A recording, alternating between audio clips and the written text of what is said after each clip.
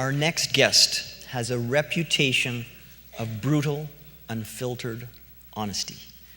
She has been described as a social acupuncturist, sticking needles into our sensitive parts, but always for the purpose of healing.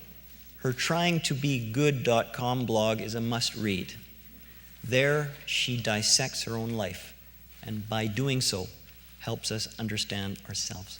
Please welcome Emelia Symington-Fedy. Hello, everyone. I just wanted to say before I start, I took to Instagram before I came here, and I said, I'm so excited to be at the public salon tonight. What do I do if I puke? And the overwhelming response was, swallow it. So, I am the host and producer of Trying to Be Good on Roundhouse Radio, twice daily.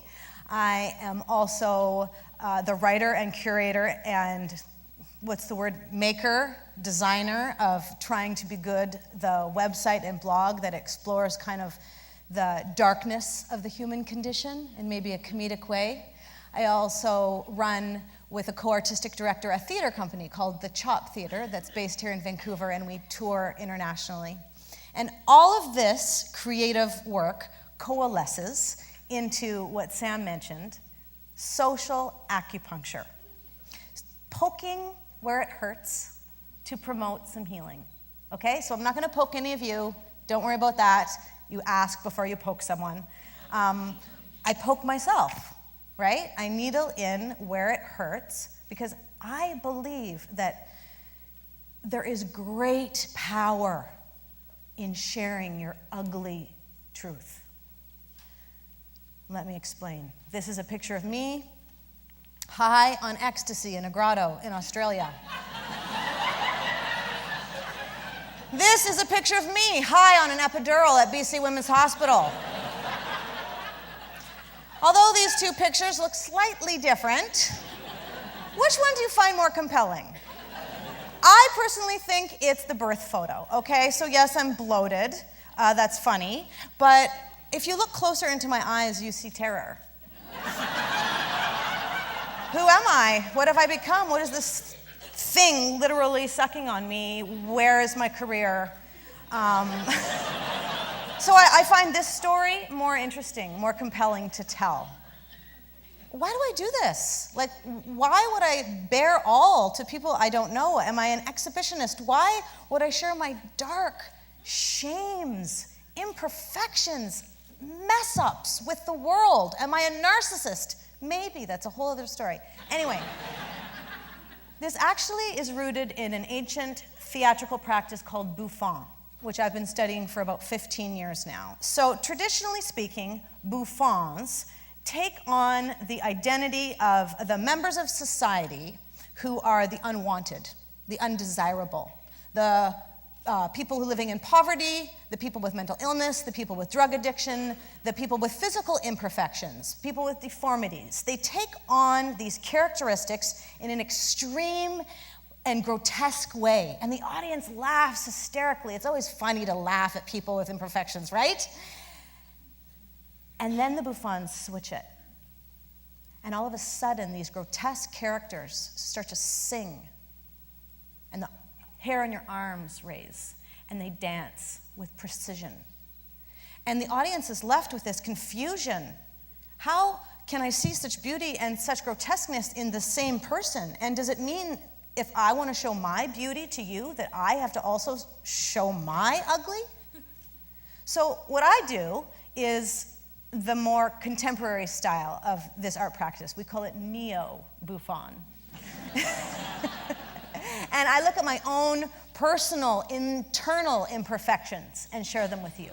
My systemic racism, my white privilege, my vanity, my imperfect parenting. I share all of this in hopes that you laugh, you find it candid, interesting, funny, and then you go home and you consider yourself in relationship to the material. So you're laughing at me, and I take it, and then you're pointing your finger and you think it's funny, and then when you come home and you're lying in bed, the finger starts pointing back at you, okay? So basically, bouffon is this subtle and subversive social political movement. Why did I become interested in this? I guess I was so sick and tired of the light, bright movement all around us. You know what I'm talking about? 6 figures in 6 weeks. Oh my gosh, bliss-based business, bliss-based business. You can find your happiness in 3 easy steps. Go to this webinar now. You know what I mean? Like the light bringers, light seekers, light leaders, all that. It was just like this light is too fluorescent. It's burning my eyes. And I don't believe it. The emperor is wearing no clothes, and I am the little boy standing in the parade, and I am going to poke. I am going to poke him out. I also just kind of wanted to bring ugly back. So this is called Me Time.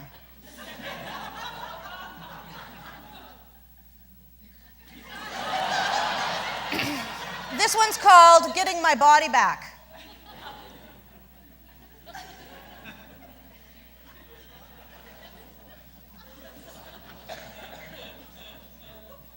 I did that for like 2 weeks, done. No way, couldn't do it.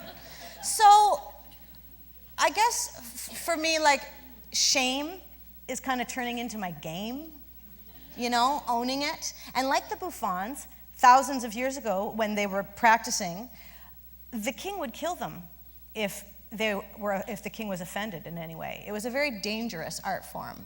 And in this day and age, it's still dangerous. Social media, I have gotten death threats.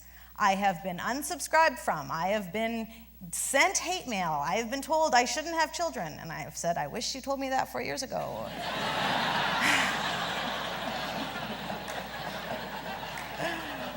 When you poke, right? When you do a little poking, it instigates pain, and pain makes people angry.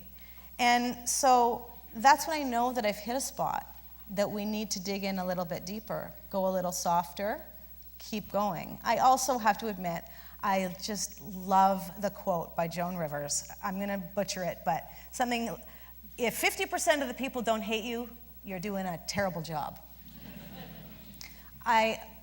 Mainly, I guess the whole point for me, my work in the world, is I want to shine a little bit of light on what I think is the reality of, you know, human existence. Chaos.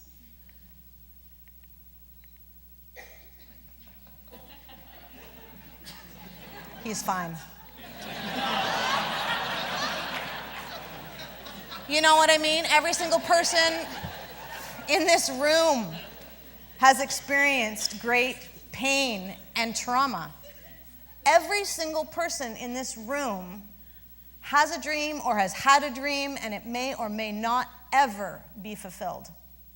Every single person in this room has been holding on by their fingernails, praying they're not going to fall off.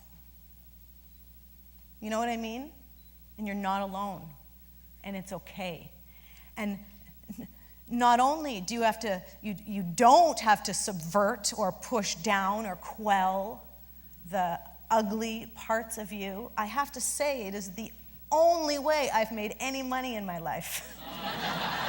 Shining some light on the ugly parts of myself. And so that's what I do in Trying to Be Good, on my radio show and with my website. I invite this little community in, and first of all, I want to say, anyone here wants to talk about darkness, call me, be on my radio show. I'd love to have you. This little community of rebel, rousing rascals, you know, shit disturbers who want to poke a little bit at the dark so we can start to shed some light. And I have to admit, okay, so we'll go back to this picture, the blowfish. This was a very, very painful part of my life. My mother had just died, and I had postpartum depression. And I didn't know what to do. And a friend came into the hospital, and she said to me, "This is the hardest time of your life, and it's going to get harder." And then she said, "I have a 7-year-old, I still don't know how to parent him." And she said, I haven't had sex with my husband in 8 months, and I hope I don't have sex with him for 8 more.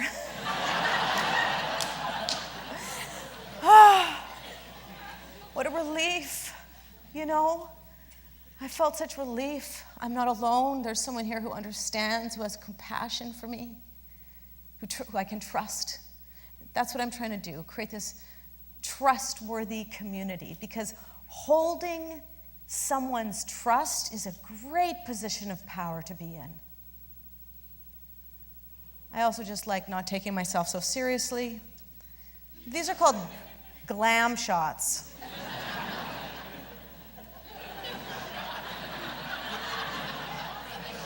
Okay. That one, my very best friend named this one Horse Hoof Pig Face. So that's my call out to you today. That's my request. I want you all to email me when you leave tonight. I want you to email me a glam shot, and it has to be candid, okay? And then I want you to email it to your best friend, and you know what? They're gonna laugh. They're gonna think it's funny, and it's gonna feel good. When you let your ugly self shine forth, it is so freeing, and I promise you, it's terrifying. Yeah, it is. It doesn't really get easier, but there's this freedom that comes, and I promise you, not only will your ugliness be held, it will be celebrated. Thank you.